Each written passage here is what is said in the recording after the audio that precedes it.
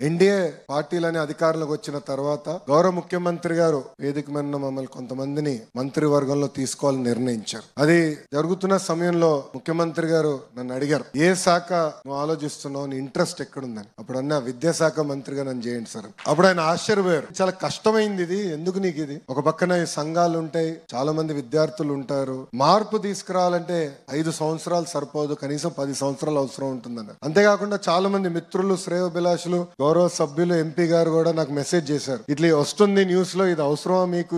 IT industries అదంతా కొంచెం ఈజీగా ఉంటుంది, సూట్ బూట్ వాళ్ళతో మాట్లాడుకోవచ్చు, ఇంత కష్టం మీకు ఎందుకన్నారు. అప్పుడు వాళ్ళు చెప్పా, బయట అందరు అనుకుంటారు అన్నగారి మనవడు, బాబు గారి కొడుకు, ఈజీ లైఫ్ అని. కానీ మీరు చూస్తే ఎప్పుడు గెలవని నియోజకవర్గంలో నేను పోటీ చేశాను. మంగళగిరి నియోజకవర్గం మేము 1985లో గెలిచాం, దాని తర్వాత గెలవాల. ఆ నియోజకవర్గంలో పోటీ చేశా, 2019లో ఓడిపోయా. కానీ పట్టుదలతో మళ్ళీ నేను 5 సంవత్సరాలు కష్టపడి మొన్న ఆంధ్ర రాష్ట్ర చరిత్రలోనే 3rd హైయెస్ట్ మెజారిటీ నాకు మంగళగిరిలో వచ్చింది. ఇది మీ అందరికి ఎందుకు చెప్తున్నానంటే, జీవితం అనేది ఒక పరీక్ష లాంటిది. దేవుడు ఒక్కొక్కరికి ఒక రకమైన పరీక్ష పెడతారు. ఆ పరీక్షని జయించే శక్తి కూడా మనకి దేవుడు ఇస్తారు. ఈ మధ్యన చూస్తున్నా, ఒక ఎగ్జామ్ ఏదో ఫెయిల్ అవుతే ఆత్మహత్యలు చేసుకుంటున్నారు, ఆశ్చర్యపోతున్నా. అది నథింగ్, ఎందుకంటే సప్లిమెంట్స్ రాసుకోవచ్చు, మళ్ళీ పైకి రావచ్చు. దయచేసి ఇక్కడ ఉన్న మీరందరూ జీవితాన్ని ఒక పరీక్షగా తీసుకోవాల్సిన అవసరం ఉంది. నేను విద్యాశాఖ మంత్రి అయిన తర్వాత వేదిక పైన ఉన్న అధికారులందరినీ కలిసాను. అప్పుడు బోర్డ్ ఆఫ్ ఇంటర్మీడియట్ కమిషనర్ గా మేడం గారు ఉన్నారు, మేడం గారిని అడిగా. జనరల్ గా ఏప్రిల్ మాసంలో యాడ్లు తెగ వస్తాయి, 10th క్లాస్ ఇంటర్